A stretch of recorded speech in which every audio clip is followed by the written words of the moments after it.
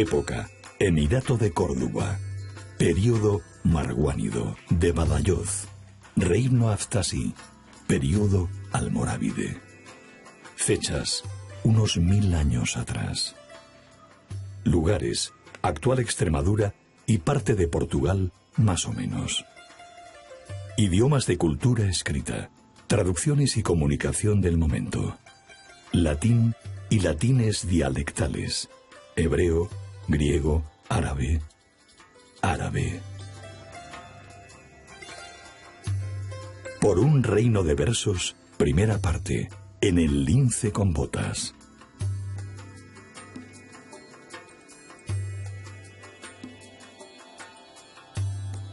El Emirato Cordobés fue una entidad administrativa, militar y también religiosa. El territorio estaba dividido en coras, que eran un poco como las regiones, comunidades, mancomunidades o diputaciones actuales, incluso casi como países. En buena parte de nuestras poblaciones tenemos vestigios de época islámica que ignoramos, que perdemos por falta de respeto, por falta de mantenimiento y por desidia muchas veces administrativa. Creo que ha llegado el momento, y el milenario del Reino de Badajoz debería marcar un antes y un después, de recuperar toda esa tradición, de recuperar todo ese espacio cultural y de recuperar estos monumentos que en realidad están hablando de nuestra identidad cultural, ¿no?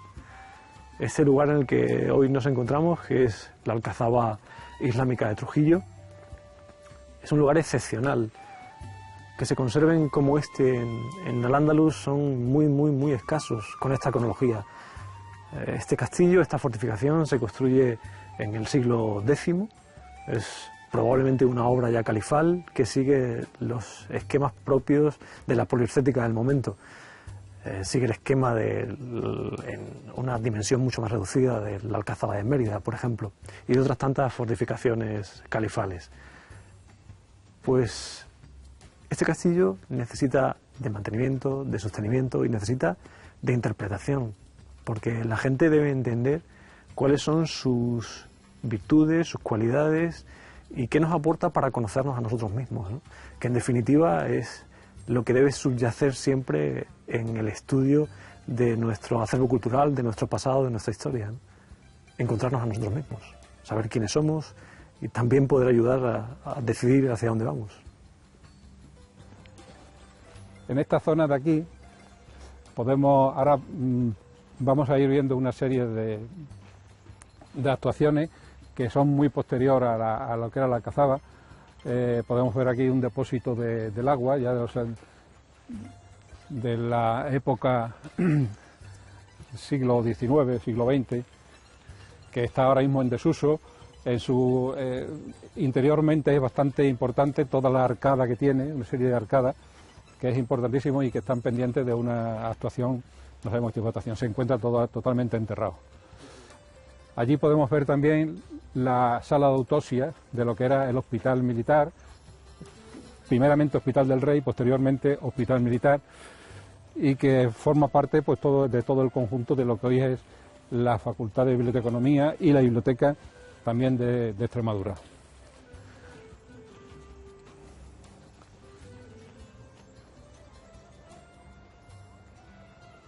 Como anécdota de la biblioteca, decir que ahí se encuentra, entre otros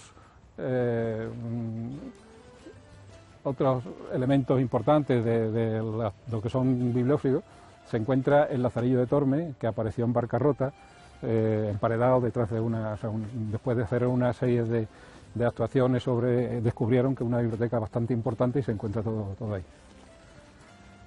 También podemos observar, dentro de los edificios de la propia que se encuentra en Alcazaba, la torre de Santa María del Castillo, que es aquella que vemos allí, en la cual pues se supone que esa fue la primera catedral que tuvo Badajoz.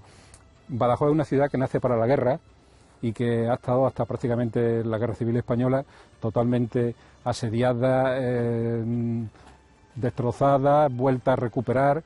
Aquí los problemas que había eran siempre no solamente las guerras, sino cada vez que venía un ejército, normalmente venían con todo lo que era la corte, entonces había que alojarlo. Cuando se iban, prácticamente la ciudad quedaba no solamente ya derruida por la guerra que podía haber, por los elementos bélicos que podían haber influido sobre ella, sino que quedaba arruinada por completo. Se habían comido prácticamente todas las despensas que había y eso suponía que Badajoz se tendría que volver a recuperar otra vez. Y eso fue una de las opciones que se hizo, fue el Hospital del Rey, posteriormente fue Hospital Militar y hoy, como he dicho antes, era la Facultad de Biblioteconomía y Documentación. La Torre de Santa María del Castillo he dicho antes que era la catedral, y se puede observar que es una fortaleza, a diferencia de lo que eran las catedrales que se hacían en el resto del país, que eran tipo góticas, con una serie de elementos más o menos góticos o románicos. Aquí es una fortaleza, o sea que luego se puede apreciar también que la nueva catedral es otra fortaleza, lo que demuestra el carácter bélico que tenía la ciudad. ¿Y por qué era tan asediada? Pues por la frontera con Portugal. Frontera de Portugal, de hecho, se está pidiendo que sea patrimonio de la humanidad todo lo que es el sistema baluartado que va desde Galicia hasta Andalucía siguiendo la raya. Hay cosas tan importantes, hay sitios importantísimos como es la parte de Almeía, el Ciudad Rodrigo en Salamanca. Luego si viene uno bajando, pues tiene Valencia de Alcántara, Marbao, Badajoz, Elvas, Campo Mayor, Yurumeña. O sea, son ciudades abaluartadas o los asentamientos abaluartados que van formando una especie de abotonadura en la raya, y eso hacía que las guerras eran constantes entre unos y otros, sobre todo después de la independencia de Portugal, las guerras con Portugal.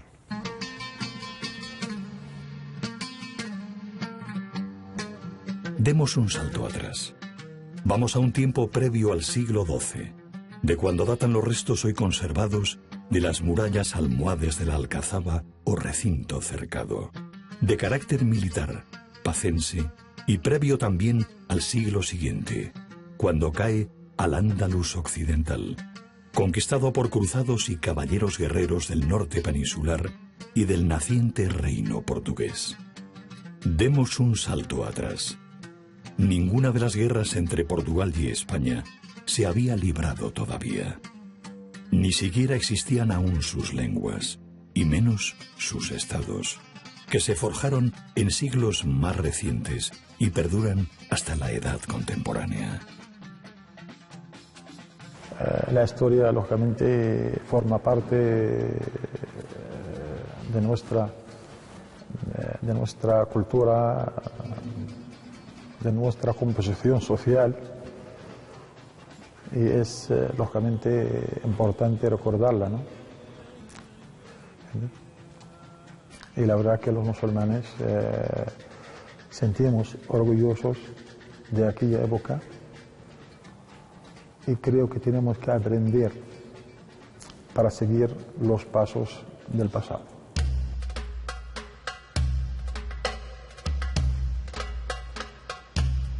Siglos 8 y 9. A Oriente, donde se ubicaba el califato en origen, llegaban noticias, productos y textos de muchos lugares, pero también desde Al-Ándalus y desde Al-Garb, el oeste, en principio provincia dependiente de Damasco, después emirato independiente. Eso hablando de la geopolítica del momento. Pasando al comercio y a la copia, transmisión, creación y difusión de la cultura en aquellos tiempos, recordemos que hablamos de una época de comunicaciones terrestres a pie, carro y caballería, auge de caravanas y arrieros, de camelleros y muleros, y que en la navegación fluvial y sustancialmente en la marítima se dio el apogeo de toda una edad del mundo hoy, cree Lince con Botas, desdichadamente extinta y quizás muy a recuperar. Hablamos del apogeo de una edad marcada por pezuñas y pasos, velas y remos, que unidos a las fuerzas naturales de tracción y a través de la tecnología alto medieval del momento, permitían a los seres humanos de entonces viajar ellos mismos o enviar sus mercancías a lugares lejanos. Una era de viento, de tierras y de aguas puras y fértiles, aprovechadas con toda una sabiduría agrícola ganadera que, desde el Neolítico a aquellos días, no había dejado de crecer y difundirse sin conocer patentes ni fronteras. Volvamos a la realidad histórica de un trocito del mapa de una península entre el estrecho de Gibraltar, que marca la confluencia del mar Mediterráneo con el océano Atlántico, y la franja de tierra entre el mar Cantábrico y el Mediterráneo, ocupada por unas montañas realmente altas y difíciles de olvidar como hito del camino, los Pirineos, hoy con sus cimas divisorias entre los estados francés, español y andorrano. El norte cartográfico, desde Estrabón, estaba un poco desviado en los mapas del momento, y quizás nos cueste reconocer cómo fue su aspecto a los ojos de los geógrafos de aquellos siglos, especialmente si alguno se hallaba orientado al sur y no al norte magnético de la Tierra.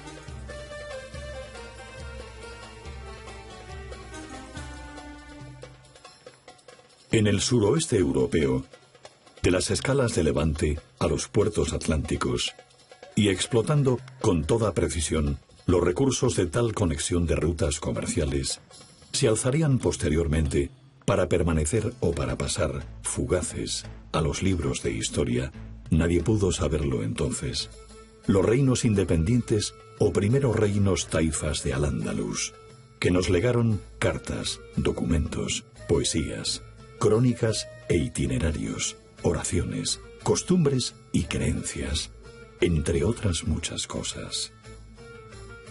En el occidente peninsular, los ríos Miño, Duero, Tajo, Guadiana y Guadalquivir vertían al mar sus aguas.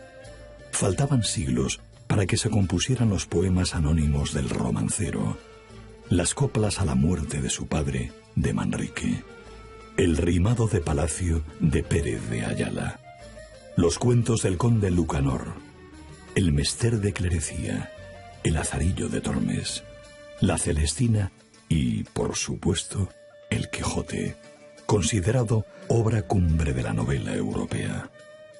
El siglo XVI, Cervantes y la batalla de Lepanto, así como la Santa Inquisición, la monarquía española y los piratas berberiscos, eran entonces el remoto futuro.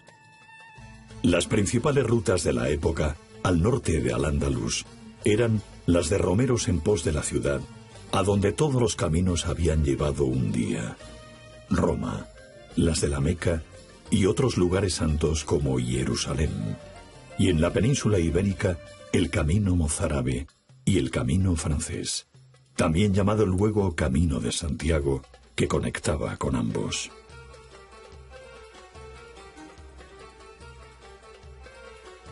El reino de Badajoz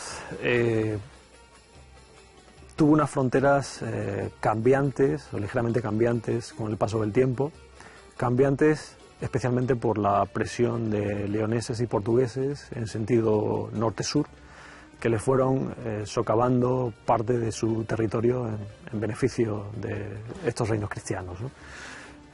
Inicialmente el reino de Badajoz ocupaba una extensión cercana a los 90.000 kilómetros, desde el océano Atlántico hasta la Serena y las Siberia extremeñas, y desde el norte portugués, la zona de Coimbra, hasta el Algarve. En el actual Portugal y en la actual Extremadura, desde las zonas de la trasierra cacereñas, con fronteras, con ciudades fronterizas en Plasencia, la antigua Ambroz y Coria, hasta prácticamente el Sierra Morena, ¿no? Las zonas de Montemolín, Fuentes de León son las zonas de frontera en este momento. Mérida era una de las principales ciudades en época hispano-visigoda. Probablemente era, junto con Córdoba y con Toledo, las tres principales ciudades del Reino Godo. Era un foco muy dinámico desde el punto de vista económico y cultural, Por ejemplo, en Mérida existía uno de los talleres escultóricos más importantes del momento, que ha legado a nuestro tiempo pues una magnífica colección de arte visigodo y posvisigodo. Mérida era una ciudad realmente orgullosa de sí misma y veía con cierto recelo la pérdida de autoridad e importancia en beneficio de Córdoba. Así, en la ciudad se suceden distintos movimientos levantiscos que ponen en tela de juicio el poder de la autoridad cordobesa. Y surgen movimientos ciudadanos de enorme rebeldía que incluso a principios del siglo IX terminan con la vida del gobernador local, ¿no?, impuesto por Córdoba. La situación llega a tal extremo que desde Córdoba el emir Abderramán II, en este caso, decide construir la alcazaba de la ciudad. Esa alcazaba, ese magnífico edificio que todavía podemos contemplar hoy. Y la construye no para defender a la ciudad, sino para defenderse de los ciudadanos, ¿no?, para defenderse de los emeritenses. Digamos que es un recinto en el que la autoridad cordobesa se resguarda de los levantiscos emeritenses, ¿no?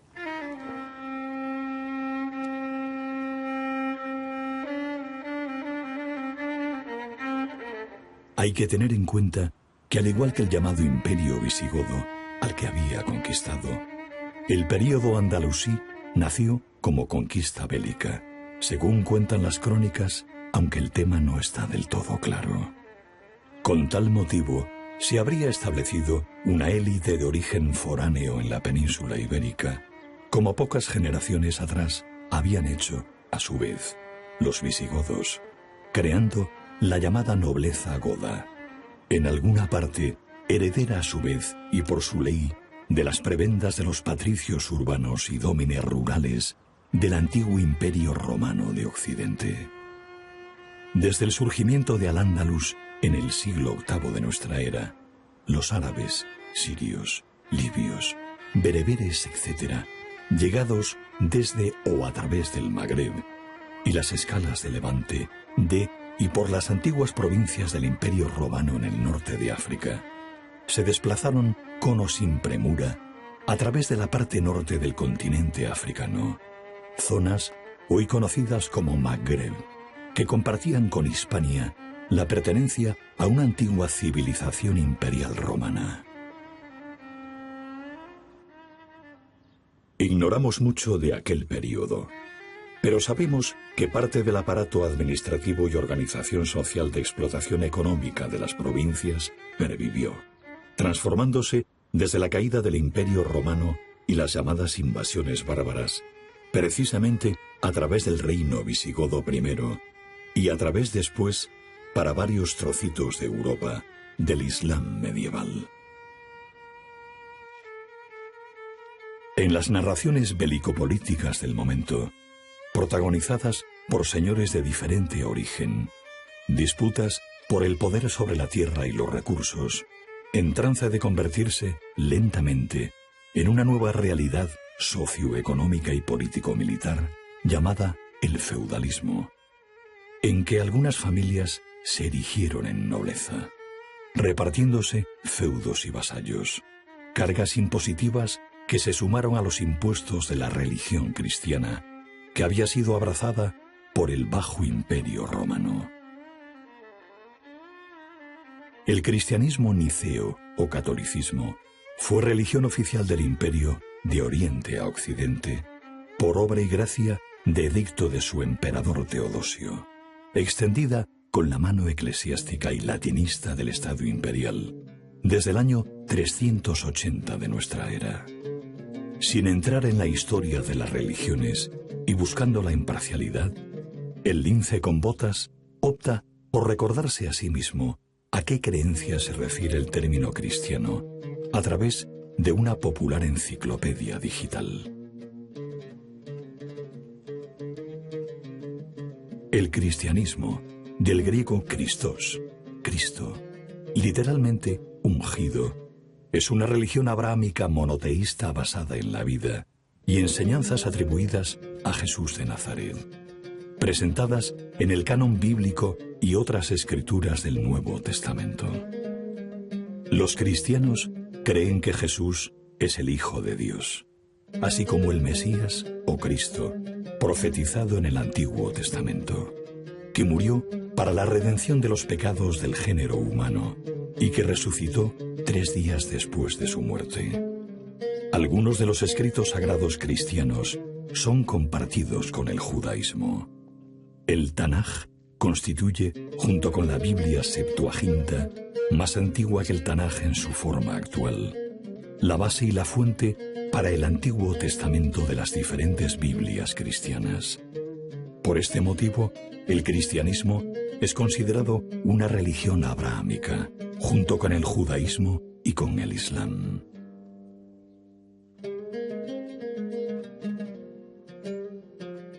Toca otra tecla y lee. Islam, en árabe, al-Islam, es una religión monoteísta abrámica, cuyo dogma de fe se basa en el libro del Corán, el cual establece como premisa fundamental para sus creyentes que no hay más Dios que Alá y que Mahoma es el último mensajero de Alá. La palabra árabe hispanizada como Alá significa Dios, y su etimología es la misma de la palabra semítica El o Eli, con que se nombra a Dios en la Biblia. Los eruditos islámicos definen al Islam como la sumisión a Dios, el Altísimo, a través del monoteísmo, la obediencia y el abandono de la idolatría. El libro sagrado del Islam es el Corán, dictado por Alá a Mahoma a través de Jibril, el arcángel Gabriel. Los seguidores del Islam se denominan musulmanes, del árabe muslim, que se somete. Atestiguan que Mahoma es el último de los profetas enviados por Dios y sello de la profecía. Respecto al Islam, recurre a una opinión autorizada. En la Biblioteca de Extremadura, charla con el culto imán de la comunidad islámica pacense.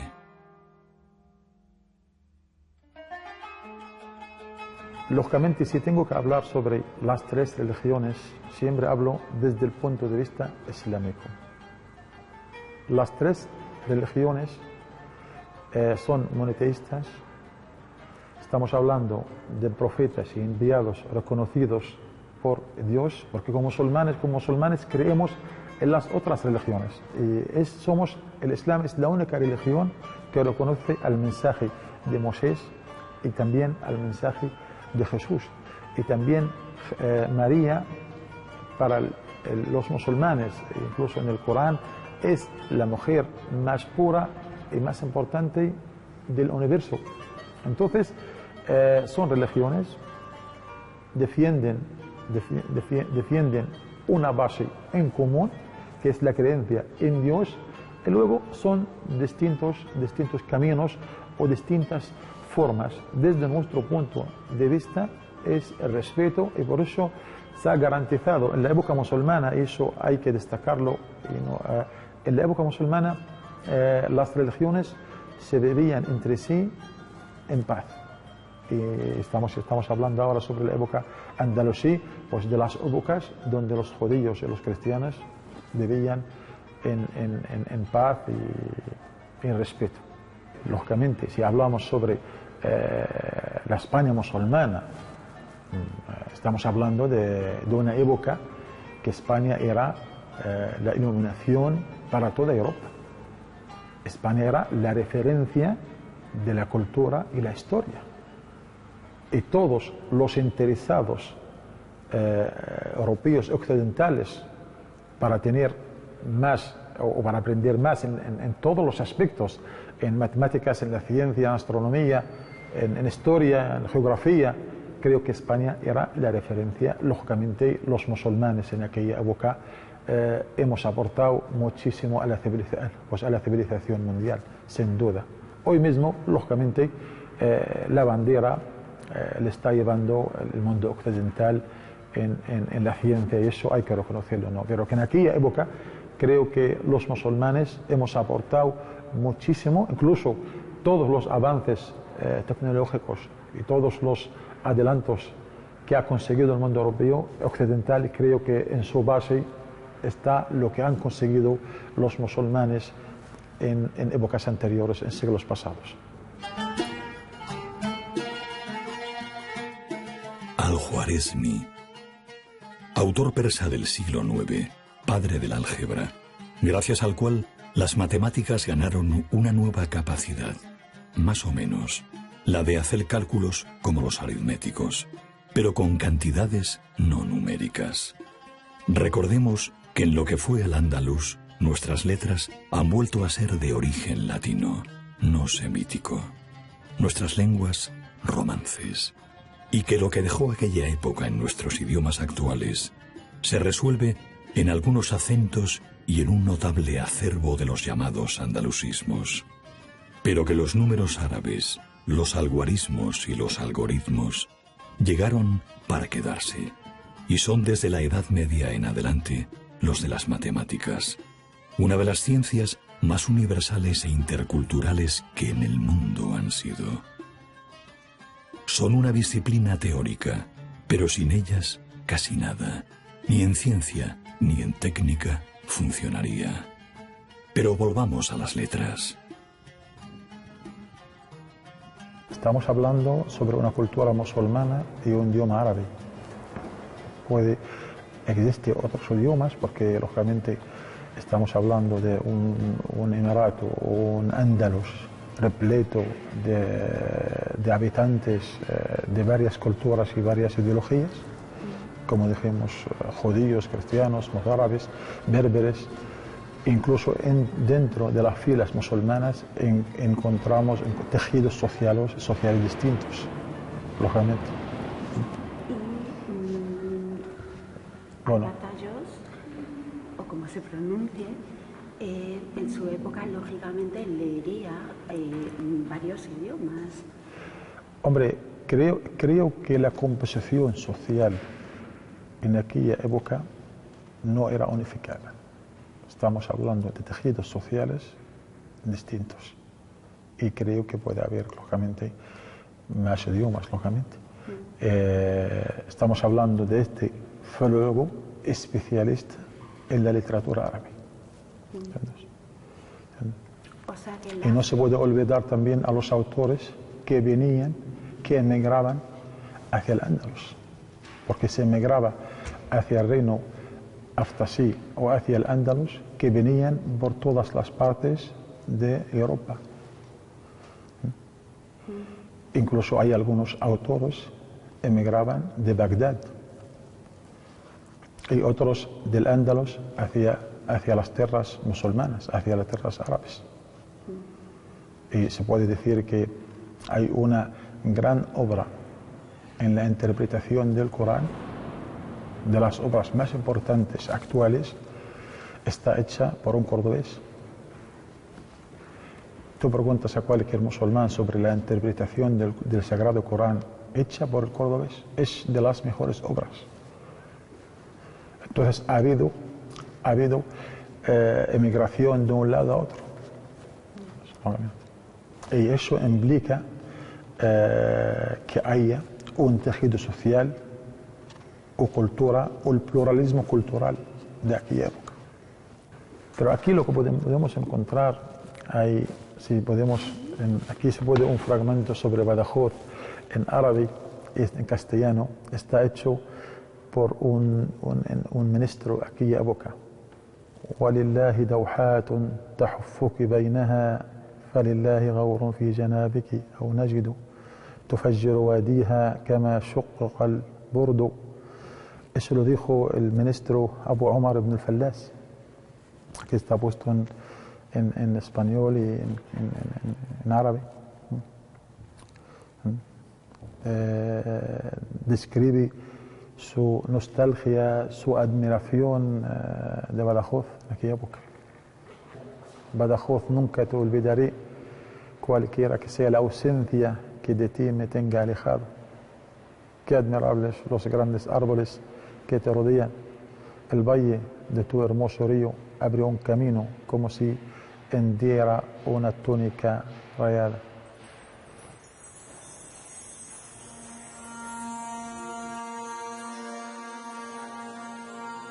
Siglos después, en el XVI, cuando Al-Ándalus ya era historia denostada por los reyes cristianos, floreció en Salamanca la obra del que quizás sea el más universal de nuestros autores, Francisco Sánchez de las Brozas, que impartió su gramática latina en la importante universidad renacentista. Sin embargo, si ampliamos nuestra mirada, generalmente etnocéntrica y eurocéntrica, y miramos al resto del mundo, encontraremos a otro notable filólogo, literato y estudioso de la lengua y el mensaje del Corán, totalmente desconocido para nosotros, que quizás se llevara esa palma en renombre.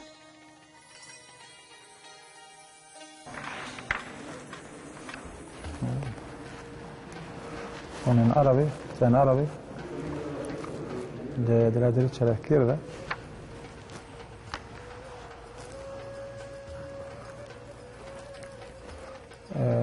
Que son unos libros de un filólogo que vivía en la época Badajoz musulmana, a principios del siglo XI, y tiene el apodo del Bataliosi. Se llama Ibn Sid al-Bataliosi, o se puede entender también Ibn Sid, actualmente el Pacense. Son libros que actualmente se pueden encontrar en cualquier librería árabe, en el mundo árabe musulmán, y este filólogo forma parte muy importante de la filología árabe. Tiene varios libros, aquí este es un libro, que todos tratan sobre la filología. Es una referencia, realmente están escritos en árabe.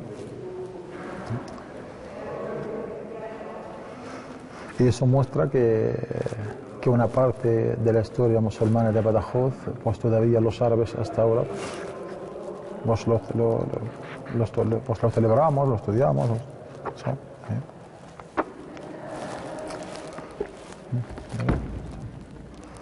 Sí.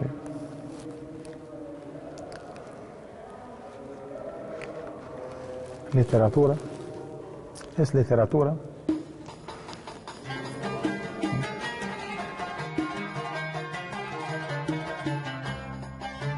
Adel Nayar conoce y enseña una lengua que el lince con botas ama sin conocer. Muchos la han considerado la más hermosa y expresiva de todos los idiomas que en el mundo han sido. Pero eran filólogos de diferente origen y quizá su opinión sea parcial y no tenga por qué tenerse en cuenta. بطليوس لا أنساك ما اتصل البعد ولله دوحات تحفك بينها فلله غور في جنابك أو نجد تفجر واديها كما شقق البرد. Pero, ¿por qué esta charla tiene lugar en la Biblioteca de Extremadura, con motivo de la exposición 1000 años de libros, que muestra buena parte de la cultura y la historiografía generada entre nosotros posteriormente por nuestra época árabe medieval?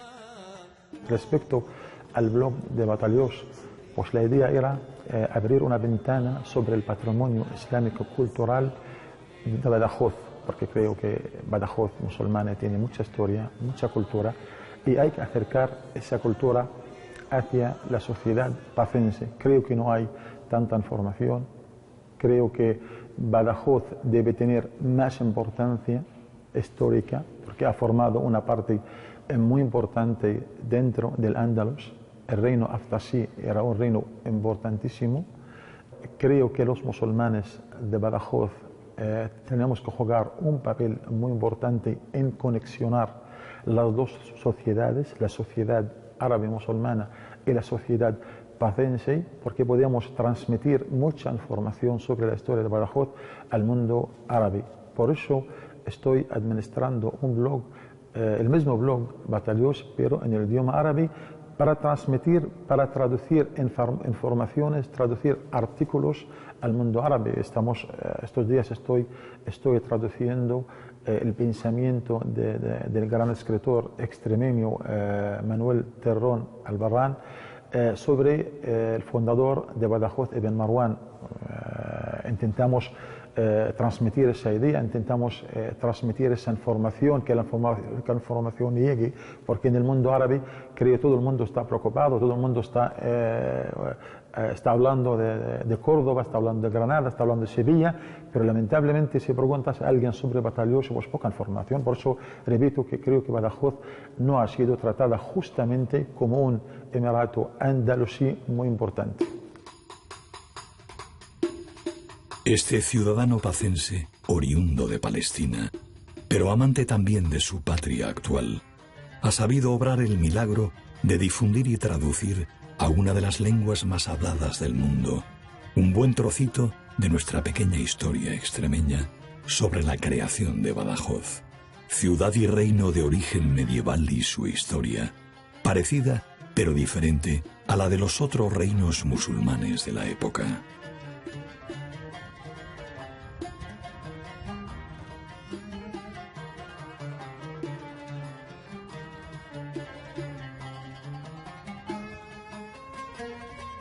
Tenemos que destacar que había una composición de habitantes variable. Hablamos de berberes, hablamos de Moledín, que son de donde vienen Ben Marwan, son los musulmanes, son de origen español, son de origen cristiano y que abrazaron el Islam. Uno de ellos es el fundador de Badajoz, Ibn Marwan. Si hablamos sobre la historia musulmana de Badajoz, lógicamente hay que destacar el fundador de Badajoz, que es Abdurrahman ibn Marwan, que ha jugado un papel fundamental, lógicamente, en la fundación de Badajoz, pero también destacamos el reino de Aftashi, que su último emir, el último emir de este reino, pues, ha sido un poeta y ha abierto las fronteras, ha abierto las puertas del reino a los filólogos, a los historiadores, a los artistas, y por eso Badajoz en aquella época era una estancia para grandes autores y escritores. Y no solamente se destaca el lado histórico y cultural, pero también tenemos que destacar el lado de convivencia. En aquella época los judíos, cristianos y musulmanes vivían juntos, había una gran convivencia, había una libertad religiosa, se garantizaba a todas las confesiones, y había esa época incluso existían los mozoárabes que no eran ni musulmanes, pero sí eran cristianos y judíos, pero con cultura musulmana. Incluso los mozárabes trasladaron esta cultura a las zonas que no han sido conquistadas o a las zonas donde los musulmanes no llegaron. Los musulmanes no llegaron. De hecho, hay caminos que comunican directamente Badajoz con Santiago. Hay un camino que se llama, según las fuentes, no recuerdo ahora mismo el cronista, el geógrafo que la cita, pero cita textualmente el camino de Sant Jacob, camino de Santiago, ¿no? Camino de Santiago, el denominado también actualmente el camino mozárabe, que es una de las rutas principales de la península en los siglos de la plena Edad Media, ¿no? La influencia es recíproca, tanto norte-sur como sur-norte, fundamental. Y hay un hecho importantísimo para entender las relaciones norte-sur, y es el de los mozárabes. Los mozárabes son cristianos que viven en tierra musulmana, que conviven con los musulmanes, pero no están islamizados. Es decir, siguen siendo cristianos, pero su cultura está arabizada. Utilizan el árabe para escribir y como lengua de comunicación, entre otras, pero siguen manteniendo sus costumbres cristianas. Muchos de estos mozárabes son atraídos por diversos monarcas asturleoneses, leoneses después, para ocupar zonas despobladas existentes en sus territorios. Y muchos acuden a ese reclamo especialmente cuando las condiciones de vida empeoraban con respecto a la mayoría islámica, ¿no? Es decir, cuando el cerco a la minoría se estrecha, la minoría tiende a buscar válvulas de escape y la posibilidad de emigrar del reino hacia tierras cristianas era una posibilidad que estaba siempre presente. Así que muchos de estos mozárabes deciden emigrar a tierras norteñas y con ellos no solamente van sus enseres, sino que también va su cultura. Y esa cultura, que es una cultura también mestiza, termina influyendo muy mucho a los territorios en los que se asientan definitivamente, ¿no? Baste con citar obras y expresiones artísticas como son las de los beatos iluminados, tanto en la Alta como en la Plena Edad Media, en los escritorias de los conventos y de los monasterios norteños, como para darse cuenta de cómo ese arte que portan estos mozárabes ha influido en el mundo cristiano del momento, ¿no? Esas láminas representan incluso hasta la arquitectura propia del mundo andalusí, más que la arquitectura prototípica del mundo asturleonés, ¿no? Lógicamente, si tenemos que hablar sobre la historia del Andalus, es muy importante recordar el personaje Abd-ar-Rahman al-Dakhil, que vino desde Damasco y fundó el reino de Bani Umayya en el Andalus. En aquella época, lógicamente, estamos hablando sobre la mejor época histórica, sobre un Andalus unido, pero después de unos siglos o dos siglos, lógicamente, el reino Bani Umayya ha perdido su unidad y luego se ha fraccionado el Andalus, y así hemos visto el reino Aftasí de Badajoz, el reino Bani Abbad en Sevilla, y en Toledo, en Zaragoza, y lógicamente ha llegado un momento que esos emiratos andalusíes sentían el peligro del norte de España, especialmente del rey de Castilla, Alfonso. Intentaban pedir ayuda de Marruecos, del actual Marruecos, donde gobernaba Yusuf ben Tashafin, que más tarde viene a apoyar los emiratos andalusíes y se enfrentan en una batalla, de las batallas más importantes de la historia del Andalus, cerca de nuestra ciudad actual, que es Badajoz.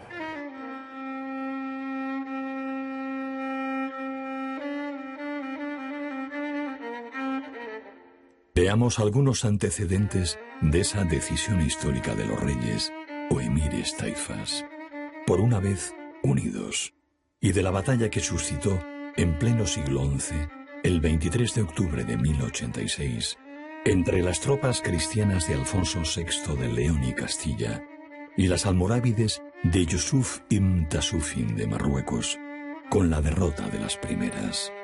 Insuflaría vida al Andalus oriental y meridional de la península ibérica, pero marcaría el comienzo del fin para el reino independiente de Badajoz en los primeros y esplendorosos siglos de la ciudad.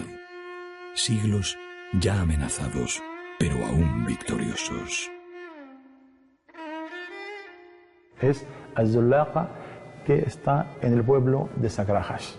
Es una batalla de las fundamentales más importantes, y creo que esta batalla ha retrasado la caída del Andalus más que 100 años, porque el peligro era el peligro de Alfonso, el rey de Castilla, muy cerca, y si no por la ayuda del norte de África, hubiera caído el Andalus antes del 1492. ¿Sí?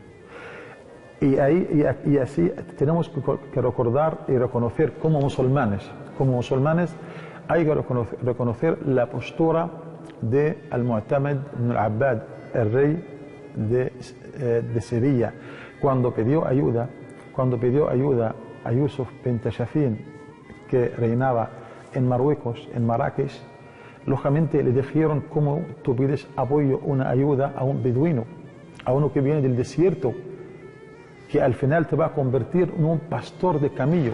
Entonces él dijo una palabra que la historia musulmana la reconoce. Dijo: prefiero ser pastor de camellos con Yusuf bin Tashfin mejor que ser un pastor de cerdos con Alfonso. Hay un autor que cuenta la batalla, los pormenores de la batalla, y parlamentan con Alfonso a ver cuándo van a tener el enfrentamiento.